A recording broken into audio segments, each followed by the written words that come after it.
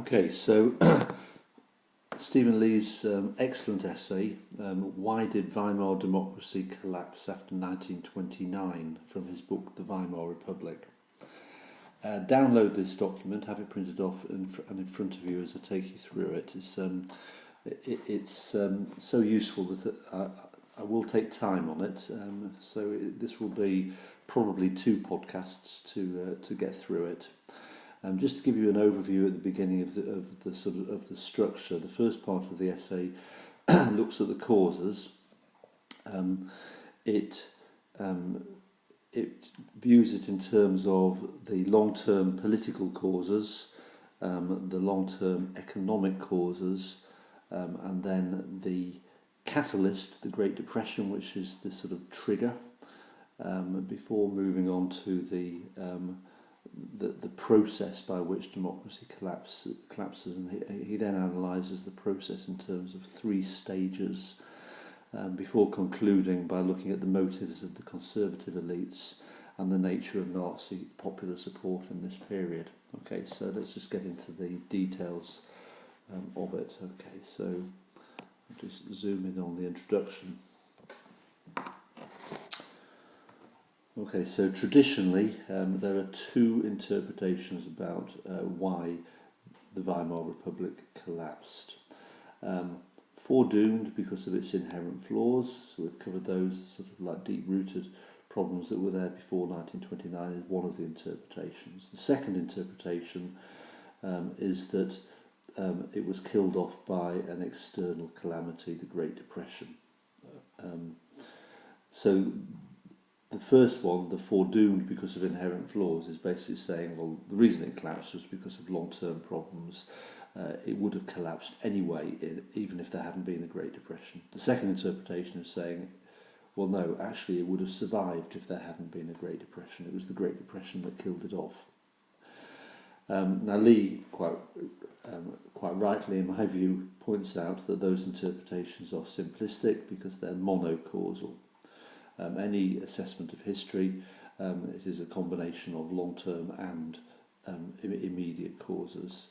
So although the Great Depression was vitally important, and this is just really to illustrate that fact, if for those historians who would attempt to argue, and not many would, that the Great Depression was the only cause, it then obviously raises the issue, well, why then was Germany the only European country whose political system collapsed as a result of the Great Depression? Many countries were hit by the Great Depression, but they survived, which therefore logically says there must have been other factors at work. So there's a multiplicity of factors involved. Okay, so Lee then goes on to sort of unpick those issues, and he starts off with the long-term causes. Okay, the sort of deep-rooted factors, the factors that were there before 1929. Okay, so, and he breaks it down. He starts off by looking at the political structure, okay, which was highly vulnerable. And this goes back before 1929. Nice sort of turns of phrase that are used by Lee. Incomplete nature of the changeover from the Second Reich, which we've already covered. Okay, so what that basically means is the conservative forces that are the enemy, the constant enemy of the Republic. So those conservative forces from the Kaiserreich, e.g. the army, e.g. the German Nationalist Party, e.g. the civil service, e.g. the judiciary. Constant enemy, okay, they're constantly undermining. That made the political system weak, it exposed it. And then the existence of Article 48 in the Constitution meant that there was always potential that innate conservatism that has survived could translate and transform itself into dictatorship. Now that was not immediately apparent in the early years of the Republic, because Hebert used Article 48 sparingly, and the Republic was controlled by the moderates, in other words, by the SPD. who wanted to protect the Republic. So that is, of course, one of the reasons, and there has been a separate podcast which I've done based on an earlier Stephen Lee essay about why the Republic survived that earlier crisis. And then the middle period, 1924 to 29, that constant strain of coalition governments began to show growing disillusionment with party politics.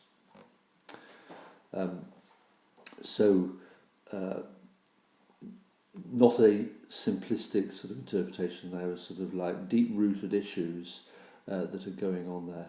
Notice that I keep emphasising this need to be synoptic when you write history, particularly for this particular paper. So when you're talking about why did the Republic collapse 1929 to 33, a good synoptic point to compare it against is well, it survived 1919 to 23. So do that, make that point, okay? There clearly were different factors in operation 1929 to 33 than there were 1919 to 23. Okay. Secondly, the right wing gained latent strength. Okay, latent sort of meaning it's been building up and sort of in storage, but it is there. Two examples of that. 1925, it's often a forgotten point, this, so really make sure you mention it. President Hindenburg was elected in 1925. Now that was an ambiguous point because he was a stickler for following the letter of the Constitution, but remember, he never really supported the Republic, and at many opportunities he would undermine the Republic. Strictly speaking, he may be following the letter, but he never followed the spirit of the Constitution. And then secondly, is the growing unity of the right-wing enemies of the Republic. So again, this is before 1929. Things were changing. It was as if there was a coalescing, a coming together of the right-wing enemies of the Republic. And that was, of course, most apparent in the year 1929, before October, before the Wall Street crash, when Hugenberg, the leader of the German nationalists, formed that national opposition to the Young Plan, and of course the other paramilitary right-wing groups, including Hitler and the Nazis, coalesced, joined that campaign. And again, nice little quote. All the quotes that are put in these notes are from Lee, unless I say otherwise. So Lee says, hence it could be argued there was already considerable potential for political collapse even before the Depression occurred. Moving on, long-term economic causes. Okay, so the political crisis was accelerated by fundamental long-term flaws in the economic structure of the Republic. So this is the sort of parallel point where we just looked at the long-term political causes. Now we're looking at the long-term economic causes. Let's just break this down. So obviously that establishment of a dependence on American loans, the Dawes Plan of 1924. Everybody will say that. Just develop that a bit. This is the sort of development that will raise your answer here. The use of short-term investments to finance long-term projects and to avoid increasing taxation. So that was the thing. So borrowing on the short term, money that has to be repaid in the short term, but that borrowing is to finance projects that will take a long time to complete. That was a fundamental weakness for obvious reasons. And the development of industrial production without a corresponding expansion of consumerism within Germany. So there's the consumerism within Germany and trading outside Germany. Those two things didn't develop. Okay, so it was very much concentrating on industrial production. And again, we've covered that. Go to your notes on the Stephen Lee. He did a really good essay about the economy in the Stresemann era. Okay, so that's covered in there.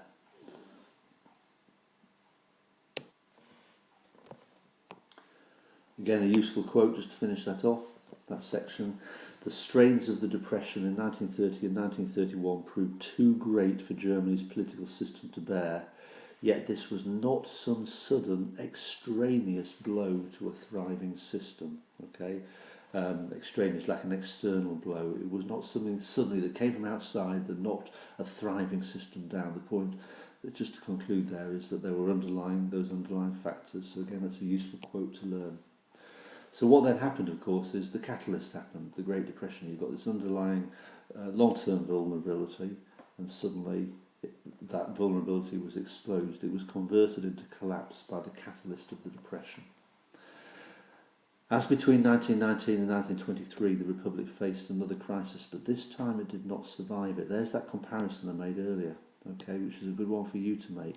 Something was different here. 10 years on from what happened, 1929 to 33, it collapsed 10 years previously, a similar crisis, or apparently similar, but it wasn't similar because it survived. So what was different? The main problem was that recall of short-term loans that had been unwisely committed to those long-term projects. Okay, what did that do? It weakened, one, the industrial infrastructure, okay, because effectively those long-term industrial projects now had to stop and people had to be laid off. But it also weakened the welfare infrastructure, because those loans were being used to fund the social welfare scheme. And it could no longer fund it. So effectively, there was no longer unemployment benefits. Think of there were two factors at operation there, industrial and welfare, resulting in significant unemployment. Now, the impact, those classic three words, social, economic, political. Okay, so the economic impact, some useful figures there. National income dropped by 39% between 1929 and 32. In the same period, unemployment rose from 1.3 million in 1929 to 6 million in 1933. Social impact, all social classes were affected, including the middle classes. And again, there's that synoptic point. The middle classes in Britain escaped relatively unscathed. It was a distinctively German issue, the way the Depression hit the middle classes. And of course, the political impact, the enemies of the Republic, lying latent, remember we've already said that, sort of dormant beneath the surface, gathering strength, with Hugenberg and the Young Plan, when now, with that latent strength, conducted a sustained and damaging propaganda campaign against the Republic, exploiting those weaknesses in the political system. So they used the Depression, nice quote here, as an excuse for converting a parliamentary democracy into an authoritarian dictatorship. What Lee then does is he moves into the process by which it happened.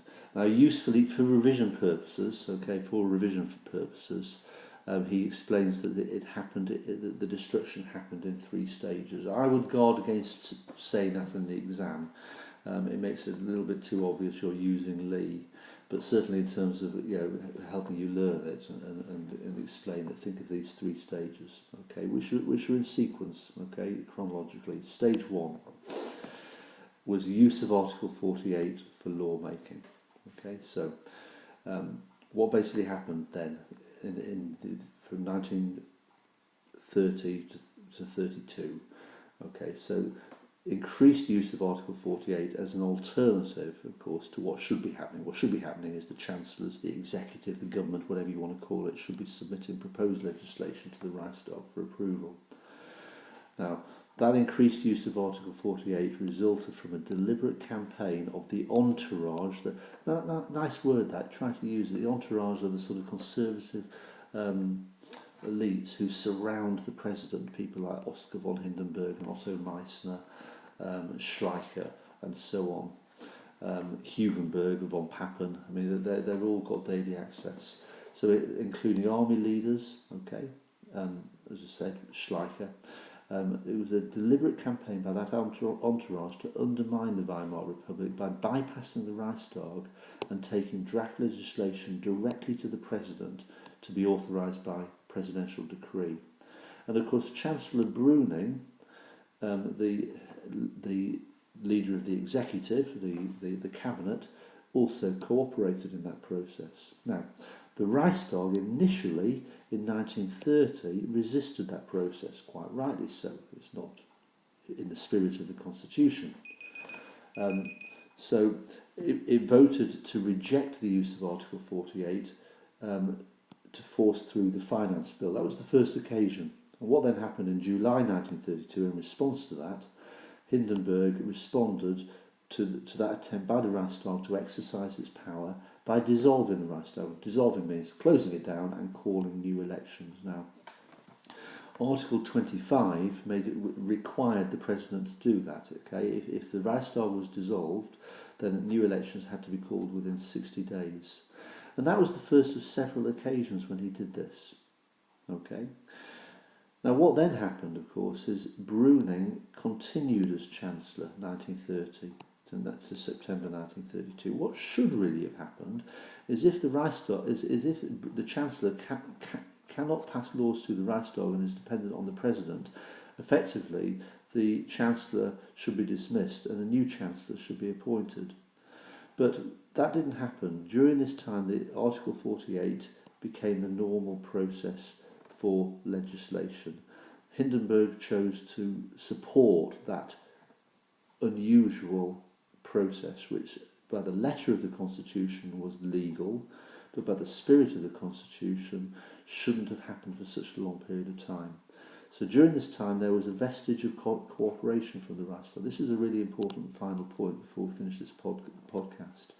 The SPD, which were the largest political party in the Reichstag during this period, didn't vote against it. They did vote against in July, we've already said that, but from that point on they didn't vote against it. Okay, they refrained against any further vote against that use of Article 48. Why did they do that? Because they were afraid that if the president dissolved the Reichstag again, and called another election, that another election might swell the vote for the extremist parties. In other words, people who in 1930 voted for the SPD, in a future election would vote for either the communists or the Nazis. They would go to the extreme left wing or they would go to the extreme right wing. Now, of course, the SPD were right, because eventually in 1932, when Hindenburg faced up to the fact he had to dissolve the Reichstag, that's what happened, and the SPD lost support. But that helps explain why that process of passing laws by Article 48 lasted for so long. The Reichstag cooperated with it. Why did the Reichstag cooperate? Because the SPD selfishly chose not to vote against this unusual use of Article 48. So Hindenburg got away with it effectively. He was able to get away with it because the SPD allowed him to get away with it for selfish reasons. I need to stop there because I've gone over the 15 minutes, and hopefully this will go onto YouTube. We'll move on to a second podcast to finish this off.